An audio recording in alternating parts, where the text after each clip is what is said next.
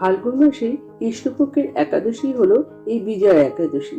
বিজয়া একাদশী পালন করলে সমস্ত কাজে সফলতা পাওয়া যায়।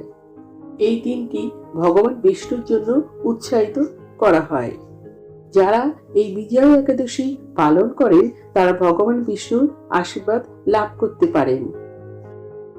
এই ভিডিওতে আমরা জেনে নেব 2026 সালে ফাল্গুন মাসে বিজয়া একাদশী কবে পড়েছে এবং তার পূর্ণাঙ্গ সময়সূচি। বিজয়া একাদশী পালনের সময় কখন থাকছে।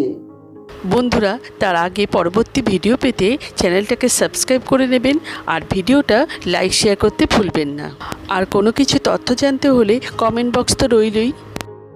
2026 সালে ফাল্গুন মাসে বিজয়া একাদশী পড়েছে ইংরেজি 13 ফেব্রুয়ারি 2026 সাল, বাংলা 30 মাঘ 1432 সাল শুক্রবার।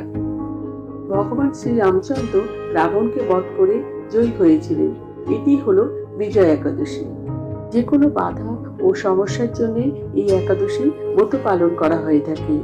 বিজয়া একাদশী পালনের সময়সূচি থাকছে ইংরেজি 14 ফেব্রুয়ারি 2026 সাল, বাংলা 1 ফাল্গুন 1432 সাল শনিবার 5টা থেকে সকাল 9টা বেজে 58 মিনিটের মধ্যে আপনারা পালন করতে পারেন।